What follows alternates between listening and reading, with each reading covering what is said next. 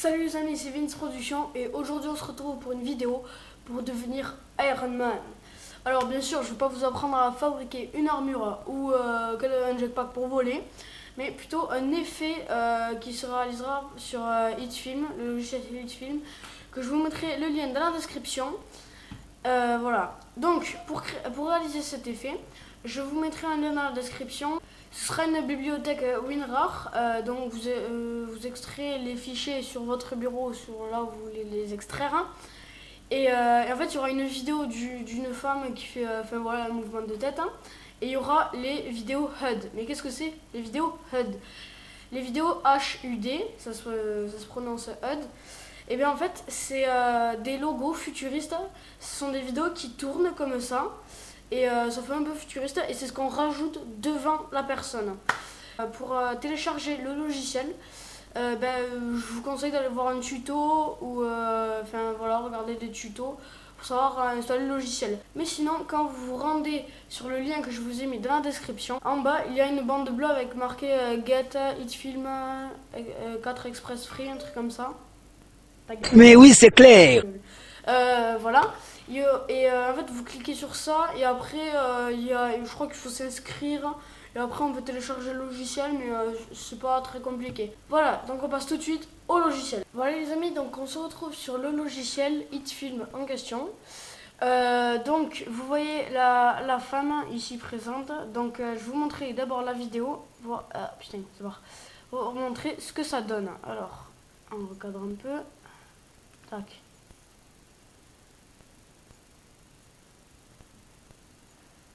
Voilà, donc elle fait un mouvement de tête pour vous présenter comme si elle était dans l'armure à Iron Man. Ouais, ça. Iron Man, on déconne pas.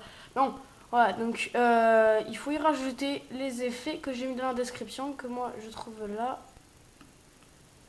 Tac, on le rajoute par-dessus. Vraiment, vous allez trouver ça un peu le bordel, mais vous verrez quand on aura changé le mode de transfert. Le mode de transfert. On va plus en parler. Donc j'ai fait glisser les 4 fichiers. Et maintenant, on va faire un clic droit sur le fichier. On va dans Blend tout en haut et Screen, comme ça. Voilà, donc le fichier devient un peu transparent. On fait pareil pour les autres fichiers. Screen, voilà. Et là, Screen. Voilà, donc déjà on voit la femme. Clac. Donc je retire les deux premiers et on va commencer tout d'abord par créer un tracker. Alors qu'est-ce que c'est un tracker?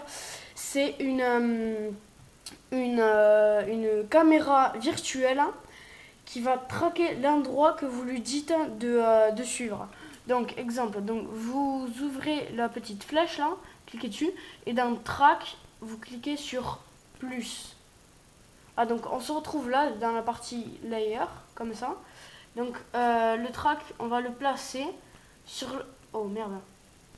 Bon, on va placer le track sur le sourcil. Donc, on le déplace. Tac, putain, ça bug un peu. Voilà, donc on le met sur le sourcil. On recadre un peu le rouge, donc on fait un petit carré là, vite fait. Et le vert, on va le recadrer sur le sourcil pour que le tracker soit bien focalisé sur ce qu'il doit traquer, qu'il ne soit pas perdu dans tous les pixels qu'il y a.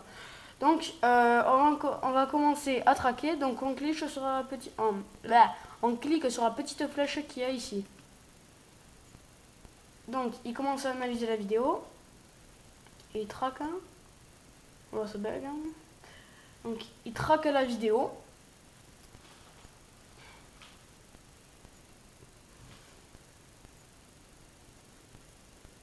Voilà, la vidéo vient d'être terminée à traquer.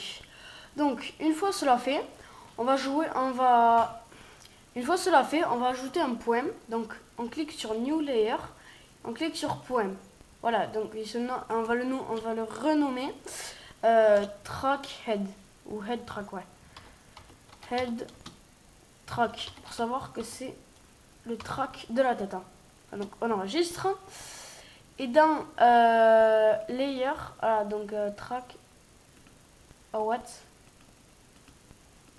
Donc, Chrissy Head, track. Ok. Voilà, donc on se retrouve dans le track.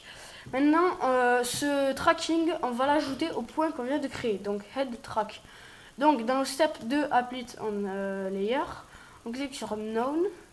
On a head track. On clique sur head track. Et on clique sur apply. Donc, ça réfléchit. Voilà, donc maintenant, le point. Voilà. Le point head track est devenu le tracking. Voilà, donc à présent, voilà, donc à présent, on passe au placement des effets spéciaux. Voilà, alors pour commencer, on clique sur le premier. On va déjà commencer par le recadrer, comme ça. Et on va le mettre en 3D en cliquant sur le petit carré là et 3D plane. Voilà, donc ça va ajouter une caméra 3D en fait, une caméra 3D, ouais, on va appeler ça. Et on clique sur yes. Voilà, donc notre effet est à présent en 3D. Donc regardez, si je mets un peu sur la gauche, comme ça on peut avoir l'inclinaison. Hop, donc on incline un peu, on le replace, on descend, ouais, on va plutôt le tirer vers nous, comme ça. On va un peu le repencher vers l'avant. Voilà, comme ça. Donc on le place devant. On le réduit un peu pour... Oh shit. Bon, voilà, on le place devant. On le réduit un peu pour qu'il y ait la place pour les autres. Et maintenant, on passe au suivant. Voilà, donc on passe sur lui. On le recadre. Tac. Hop. On zoome un peu. On le met en 3D. Je fais des planes. D'ailleurs, au passage, on va mettre l'autre aussi. Voilà. Donc, on commence par... on va faire comme ça. On incline un peu. Et après, on fait une inclinaison pour que ce soit comme ça. Enfin, pour que ce soit comme un tableau de bord. Donc, on incline un peu. On compare à l'autre en cliquant sur le petit œil. Donc, quand on voit que ça va, c'est bien. Ouais, on replace et tout, comme ça. Hop, on replace un peu. Bon, on replace un peu et quand c'est bon, on passe au dernier. Donc on efface les deux premiers et on passe au dernier. Donc on commence par le recadrer. Tac. Donc lui, on va le mettre sur la gauche. Voilà, comme ça. Donc lui, on l'a déjà mis en 3D, donc c'est déjà fait. On le met un peu sur le côté pour faire effet tableau de bord. On le remonte un peu. Oula, là c'est un peu trop incliné. On le compare à celui du milieu. Là, voilà, c'est celui-là. Comme ça. Donc on voit bien qu'il faut un peu le décaler. Comme ça. On éloigne un peu. Voilà, donc là on s'est occupé des effets à rajouter. Maintenant, si on regarde la vidéo... Ah non, j'ai oublié de préciser quelque chose. Pour que ces effets soient traqués par rapport au point qu'on a ajouté, il faut d'abord